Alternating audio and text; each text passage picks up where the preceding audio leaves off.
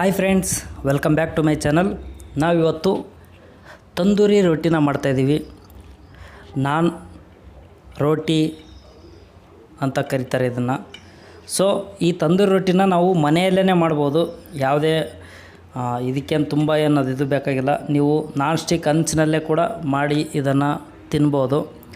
So ಈ ರೀತಿ ನೀವು ಕೂಡ ತಂದೂರಿ ರೊಟ್ಟಿ ಸಿಂಪಲ್ಲಾಗೆ ಮಾಡ್ಬೋದು. ಹಾಗಾದರೆ ಬನ್ನಿ, ಈ ರೊಟ್ಟಿ ಮಾಡೋದು ಹೇಗೆ, ಅತಿ ಸುಲಭವಾಗಿರ್ತಕ್ಕಂಥ ವಿಧಾನ ಸ್ಟೆಪ್ ಬೈ ಸ್ಟೆಪ್ ನೋಡ್ಕೊಂಬರೋಣ. ಮೊದಲಿಗೆ ನಾವಿಲ್ಲಿ 1 ಕಪ್ನಷ್ಟು ಮೈದಾ ಹಿಟ್ಟನ್ನು ತೊಗೊಂಡಿದ್ದೀವಿ. ಅದಕ್ಕೆ ಒಂದು ಅರ್ಧ ಟೀ ಸ್ಪೂನ್ನಷ್ಟು ಬೇಕಿಂಗ್ ಪೌಡ್ರು, ಒಂದು ಅರ್ಧ ಇಂಚಿನಷ್ಟು ಶುಂಠಿನ ತುರಿದುಬಿಟ್ಟು ಸೇರಿಸಿದ್ದೀವಿ. ಒಂದು ಸ್ವಲ್ಪ ಉಪ್ಪು, ಒಂದು ಸ್ವಲ್ಪ ಸಕ್ಕರೆ ಸೇರಿಸಿದ್ದೀವಿ. ಆಮೇಲೆ ಒಂದು ಅರ್ಧ ಬೌಲ್ನಷ್ಟು ಮೊಸರನ್ನ ಸೇರಿಸಿದ್ದೀವಿ. ಇದಿಷ್ಟನ್ನು ಸೇರಿಸ್ಬಿಟ್ಟು ಚೆನ್ನಾಗಿ ಡ್ರೈ ಮಿಕ್ಸ್ ಮಾಡಿ, ಚೆನ್ನಾಗಿ ಡ್ರೈ ಮಿಕ್ಸ್ ಆದಮೇಲೆ 1 ಟೀ ಸ್ಪೂನ್ನಷ್ಟು ಇದಕ್ಕೆ ಎಣ್ಣೆನ ಸೇರಿಸ್ಕೊಳ್ಳೋಣ. ಎಣ್ಣೆನ ಸೇರಿಸಾದ್ಮೇಲೆ ಒಂದು ಸ್ವಲ್ಪನೇ ನೀರು ಹಾಕ್ಕೊಂಬಿಟ್ಟು ನಾವು ಚಪಾತಿ ಹಿಟ್ಟಿನ ಅದಕ್ಕೆ ಇದನ್ನು ಮಿಕ್ಸ್ ಮಾಡ್ಕೊಬೇಕಾಗುತ್ತೆ. ಸೊ ನೋಡಿ, ಈ ರೀತಿ ನಾದ್ಕೊಂಡಾದಮೇಲೆ ಒಂದು ಸ್ವಲ್ಪ ಎಣ್ಣೆನ ಅಪ್ಲೈ ಮಾಡಿಬಿಟ್ಟು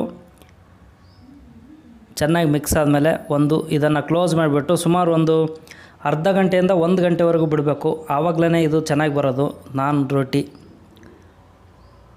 ಸೊ ನೋಡಿದ್ರಲ್ಲ, ಇವಾಗ ಸುಮಾರು 1 ಅವರ್ವರೆಗೂ ನಾವು ನೆನೆಯೋಕ್ಕೆ ಬಿಟ್ಟಿದ್ವಿ. ತುಂಬಾ ಚೆನ್ನಾಗಿ ಸಾಫ್ಟಾಗಿ ಬಂದಿದೆ ಇವಾಗ ಈ ಹಿಟ್ಟು. ಆಮೇಲೆ ಈ ರೀತಿ ನಾವು ನಿಮಗೆ ಈ ರೋಟಿ ಯಾವ ಸೈಜಿಗೆ ಬೇಕೋ ಆ ಸೈಜ್ಗೆ ನೀವು ಬಾಲ್ಸ್ನ ಮಾಡ್ಕೊಳ್ಳಿ. ಮಾಡ್ಕೊಂಡಾದ್ಮೇಲೆ ಹಿಟ್ಟನ್ನು ಹಾಕ್ಬಿಟ್ಟು ಚೆನ್ನಾಗಿ ಇದನ್ನು ಲಟ್ಸ್ಕೊಬೇಕು. ನಾವು ಚಿಕ್ಕ ಮಾಡಿ ತೋರಿಸ್ತಾ ಇದ್ದೀವಿ. ನಿಮ್ಗೆ ಬೇಕಿದ್ದರೆ ದೊಡ್ಡ ಒಂದು ಸೈಜಲ್ಲಿ ಮಾಡ್ಕೊಬೋದು. ಸೊ ಈ ರೀತಿ ಲಟ್ಸಿದಾದ್ಮೇಲೆ ಅದಕ್ಕೆ ಒಂದು ಸೈಡು ಫುಲ್ಲು ನೀರನ್ನು ಅಪ್ಲೈ ಮಾಡಬೇಕು. ಆವಾಗಲೇ ಅದು ಹಂಚಿಗೆ ಚೆನ್ನಾಗಿ ಹಿಡ್ಕೊಳ್ಳುತ್ತೆ. ಇಲ್ಲಾಂದರೆ ನಿಮಗೆ ತಂದೂರಿ ರೊಟ್ಟಿ ಆಗೋದಿಲ್ಲ, ಇಲ್ಲಿ ಚಪಾತಿ ಆಗಿಬಿಡುತ್ತೆ. ಸೊ ಹಾಗಾಗಿ ಚೆನ್ನಾಗಿ ಒಂದು ಸೈಡು ನೀರನ್ನು ಅಪ್ಲೈ ಮಾಡಿಬಿಟ್ಟು ಈ ರೀತಿ ಹಂಚಿನ ಮೇಲೆ ಹಾಕೊಳ್ಳೋಣ. ಸೊ ನೋಡಿ ಯಾವ ರೀತಿ ಬಬಲ್ಸ್ ಬರ್ತಾಯಿದೆ. ಇವಾಗ ಚೆನ್ನಾಗಿ ಅಂಟ್ಕೊಂಡಿದೆ. ಇವಾಗ ಚೆನ್ನಾಗಿ ಹಂಚಿಗೆ ನೀರು ಅಪ್ಲೈ ಮಾಡಿರೋದ್ರಿಂದ ನಿಮಗೆ ಐರನ್ ಹಂಚಿದ್ರೆ ಇನ್ನೂ ಚೆನ್ನಾಗಿ ಬರುತ್ತೆ, ಇದಕ್ಕಿಂತಲೂ ಚೆನ್ನಾಗಿ ಬರುತ್ತೆ. ನಮ್ಮ ಹತ್ರ ಐರನ್ ಹಂಚಿಲ್ಲ, ನಾನ್ ಸ್ಟಿಕ್ ಹಂಚಿರೋದ್ರಿಂದ ಈ ರೀತಿ ಬಂದಿದೆ. ನಿಮ್ಮ ಹತ್ರ ಐರನ್ ಹಂಚಿದ್ರೆ ಈ ರೀತಿ ಸಪೋರ್ಟ್ ಕೂಡ ಬೇಕಾಗಿಲ್ಲ, ಚೆನ್ನಾಗಿ ಅದು ಅಂಟ್ಕೊಂಡಿರುತ್ತೆ. ಒಂದು ಸೈಡ್ ಮಾತ್ರ ಇದು ಹಂಚಿನ ಮೇಲೆ ಸುಡಬೇಕು, ಇನ್ನೊಂದು ಸೈಡು ನಾವು ಈ ರೀತಿ ಗ್ಯಾಸ್ಗೆ ಡೈರೆಕ್ಟಾಗಿ ಸುಡ್ತಾಯಿದ್ದೀವಿ.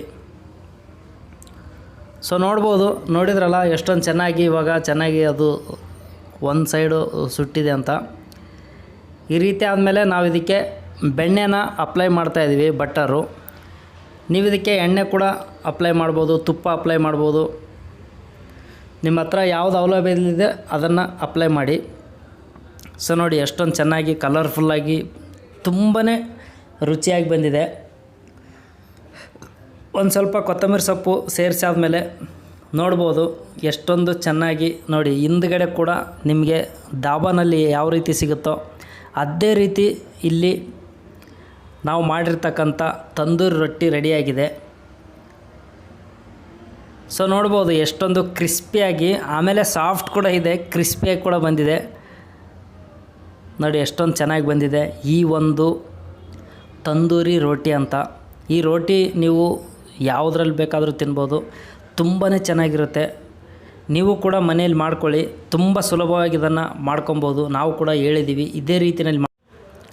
ನಿಮಗೆ ನಾವು ಮಾಡಿರ್ತಕ್ಕಂಥ ಈ ತಂದೂರಿ ರೊಟ್ಟಿ ವಿಡಿಯೋ ಇಷ್ಟ ಆದರೆ ಒಂದು ಲೈಕ್ ಮಾಡಿ, ನೀವು ಮಾಡಿದ ಮೇಲೆ ಹೇಗಿತ್ತು ಅಂತ ಕಮೆಂಟ್ ಮಾಡಿ.